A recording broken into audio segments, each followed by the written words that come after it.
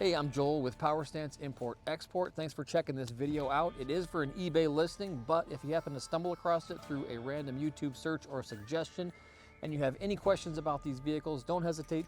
Give us a call at the number listed above. Speak directly to me, or you can find us online, Facebook, Instagram, this YouTube channel, or even the eBay store at Power Stance Import Export. And please like and subscribe because we've always got new inventory coming in, which means new videos as well.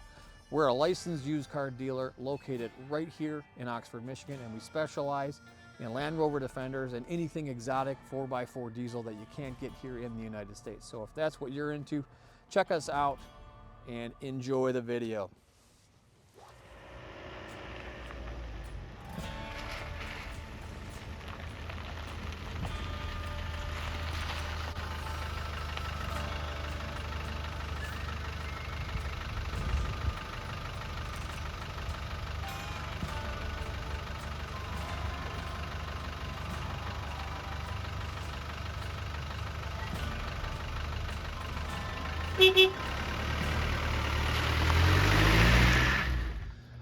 Hello, and up for sale today, I've got a beautiful 1996 Land Rover Defender 110 5-door county station wagon. Now this is a UK import, so it is right-hand drive. It has been legally imported, and it's now located here in Michigan and comes with a clean, clear Michigan title. So let me walk you around the vehicle. I'll show you the inside, outside, underside, and we'll take it for a test ride. Now this Defender is a true survivor, a warrior of a Defender, and it was used for exactly the way it was intended to be used, as a safari vehicle. This vehicle was manufactured in England and sold in England, but made its way all the way down to South Africa and spent a lot of time down there because the chassis is very clean and it has not been welded and repaired like most UK chassis. So let's take a look here under the bonnet first. A little bit of rust on the steel part of the bonnet, but nothing too serious. Could be brushed and painted and good to go. Now the engine, this is the 300 TDI, and I always like to check out here on the left side of the motor. Normally if the intake gasket's going bad, you're going to see a lot of oils and diesel exhaust drippings going on there, but that looks nice and clean. There's your alternator. Coolant hoses look good. Intercooler hoses look good, and there's a good look at the back side of the bulkhead. I believe that to be all factory paint there. Little tiny bit of surface rust popping through, but nothing structural at all. It looks like the footwells are in pretty decent shape. Tiny little bit of rust there on the footwells, but the bottoms look to be pretty sound, and there's a good look at your front outrigger. Great shape. And moving along here around the exterior, a little bit of a battle scar there. Now this is Alpine white, and some of the paint has been touched up, like right here for example. Looks like they probably scraped the bottom of the doors and painted some rust proof type painting on there to preserve them a little bit longer. So not a gorgeous factory glossy paint job, but it is all pretty uniform, and it's all Alpine white. Up front here, we've got this bull bar. This is a super rare item, very expensive if you wanted to buy one of those. So those are pretty sweet. It does have some rust on it, so not in perfect shape. Nice set of Hella floodlights, and it does have a working front winch here and winch bumper, which is nice. Aftermarket lights, looks like those are LEDs, stock signals and running lights. It does have aftermarket checker plate on the wings. It does have a snorkel as well. And we do have 16-inch steel Wolf wheels mounted on 235/85 BF Goodrich all-terrains. Now these tires are about 10 years old, which is probably when all the money was spent on the vehicle to take it to Africa. But the tires are still in pretty decent shape. Good amount of tread left on them. There's your drive flanges, nothing leaking out of the front driver's side drive flange, which is good. The doors, they've all got little dents and dings here and there, but all in all, pretty decent shape. Only a small amount of corrosion here on the bottom. Normally a bad door, you would see a lot of corrosion up here by the window and at the bottom as well, but not very much. So again, another point of evidence showing that this was kept high and dry and warm for most of its life, at least. So these doors look original. I don't see anywhere where they've been cut or welded here to repair the door frames. So that is where it just started to rust right there. So pretty decent shape. And all four doors are about the same. Tiny little bit of rust there, but the bottom's just starting to rust right there. That could be scraped and cleaned up pretty easily without replacing the doors. All right, tiny little bit of corrosion there. Cappings are all in great shape. No rear windows. So this was used as a safari vehicle for camping and storing stuff in the back. Full length galvanized roof rack with these little mud ladders, whatever you want to call them, help you get out of the mud. Full-size spare mounted on the rear door, and again, some more paint touch up here on the rear door, and a little bit of rust there on the bottom. Yeah, that's starting to rust through right there. Good thing is these rear doors are not super expensive, and it's all square metal, so it could be easily patched and welded. Now here's a look at the rear cross member. That is in gorgeous shape, okay? And that is the original rear cross member. Let me show you the chassis here. I don't see any welds, any cuts or repairs on the rear chassis. So that is the original rear cross member. So another point of evidence showing that this vehicle was not kept in the UK its whole life. A lot of time spent in Africa. And it does have these cool water tanks, storage tanks. So that also prevents mud from getting stuck up in the rear cross member area, which is another reason why the rear cross member lasted so good. So there's another storage tank on both sides right there. All right, moving along. Inside here, we've got no rear benches. So it looks like there's a piece of angle iron here where they had a piece of plywood probably going across the whole thing, and then you put storage underneath. And you could probably sleep back here if you're a shorter person or you like to sleep in a C shape.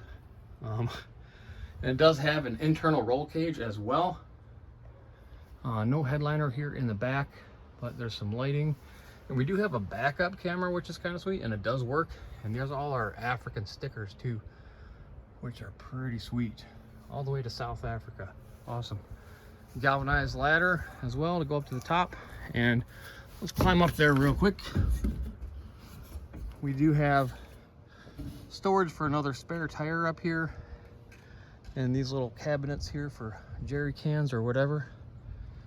Pretty sweet.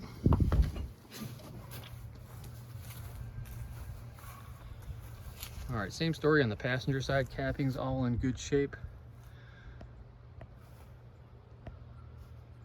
And doors, a little bit of corrosion up here on the top of this passenger middle door. And some paint touch up here. Does have a nice set of side steps, and those are newer. You can see new hardware there. So these have been installed recently. Passenger side door, same as the front. On driver's side, a little bit of rust starting right here in the corner, but again, that can be scraped up and saved. I don't think these doors are trash. All right, up front on the interior, these look like original seat covers. They could have been replaced, but they're in pretty decent shape. Original vinyl on the seat boxes. And there's your AC unit right there. And the dashboard looks like to be in pretty decent shape. I don't see any cracks or holes or anything like that. Aftermarket center cubby box, and this is where your rear backup camera is. AM/FM radio there. Headliner up front, pretty decent shape. There's your roll cage.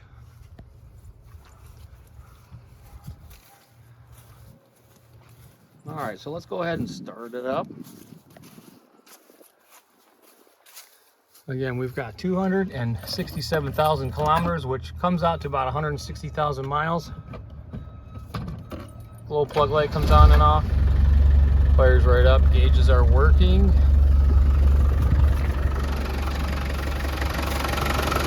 And the engine's running nice and smooth. Very little vibration. Let's pop off the oil cap. No blow by or back pressure. And no smoking out of the tailpipe. Okay, so let's take a look underneath here. And again, there's your rear cross member. Those are factory welds. I don't see anywhere where it has been patched or repaired. So rear cross member is in great shape. Rear chassis, this is normally where they get all rusted out and have to be repaired. And both sides are in great shape. All right, here's a look at the rotors and calipers, springs. They've all had a little bit of use on them, some miles on them, but they are functional. Brake lines look good. I don't see anything dripping out of the axle. And that looks like a new exhaust tip. So that's been replaced recently. It does have the anti-roll bar in the back, which keeps you upright. And the dust cover is in place. All right, and here we are on the driver's side. There's another good look at the chassis. Again, pretty decent original condition, just a little bit of surface rust. This thing could be scraped, steam cleaned, and painted, and it will be mint. Not a lot of surface rust on here, really. Pretty decent shape. This is all factory paint on here. So chassis is about as good as you can expect for an unrestored 27-year-old Defender. All right, and there's a look at the transfer case and your muffler and the back side or the front side of the rear axle. Maybe a tiny little bit of seepage out of the pinion seal there, but I don't see anything dripping. It just looks a little bit moist right there, but all in all, pretty decent shape. Okay, and this is the passenger side. There's the front outrigger looking lovely, and the bottom of the chassis, again, super good shape. Middle outriggers look great. And there's another look at the rear axle. We'll swing it around, center diff. And then there's the bottom of the engine and the front axle. Okay, up front here, this is the driver's side swivel joint. Looks pretty decent. Bushings, front control arms look good.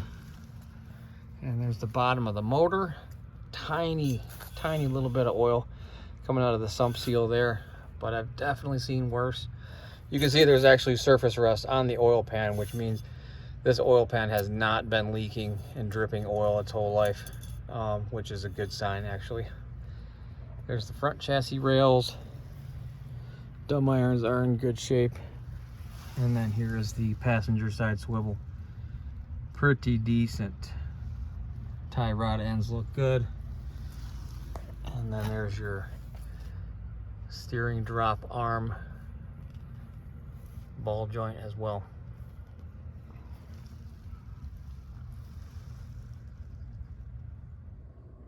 And here's the look at your backup camera. You just pretty much turn it on when you want to back up, and it is plugged into this 12-volt plug right here. So not factory, and it does not come on automatically in reverse, but better than nothing. All right, so let's take her for a spin down the road. I'll show you the gear changes, acceleration, braking, and steering, and all that good stuff. And forgot to mention earlier on in the video, but the air conditioning does kind of work. I think it just needs to be charged. I hooked the battery up to the compressor and it came on, and I added some refrigerant to the system, and it did start to get cold. So I think it just needs a good fill up. I just didn't have enough refrigerant to top it all the way off. But compressor's working, fan is working, as you can hear, and also the heat.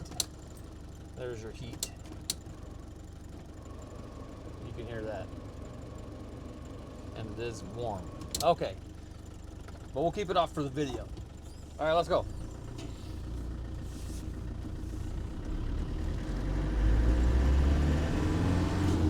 So very typical 300 TDI, runs like a top, and as you can hear, no clunking in the gear changes at all, so the transmission and drive line are all nice and tight.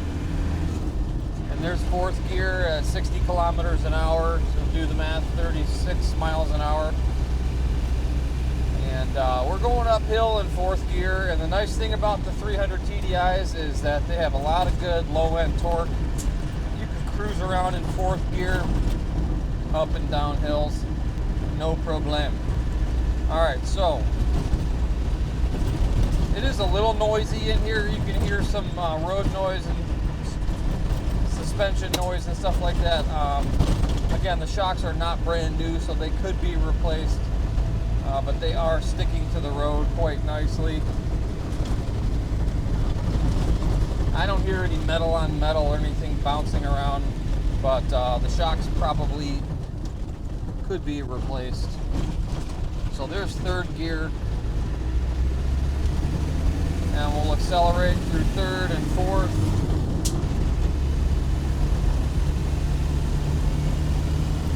And there's fifth gear, 80 kilometers an hour, so almost 50, 45 or so.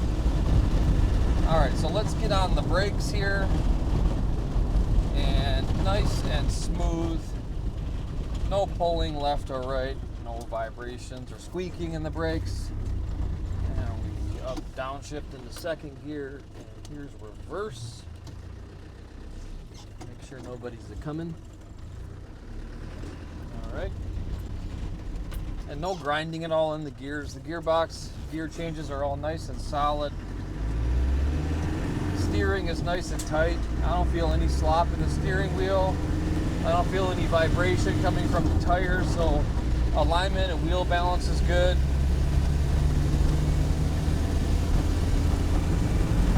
And let's go through the gears one more time. There's third gear, there's fourth gear. The engine pulls quite nicely. It feels very factory. It hasn't been tweaked with. I don't think like the turbo has been messed with or anything like that, or the fuel pump. Everything feels pretty solid and running like it should.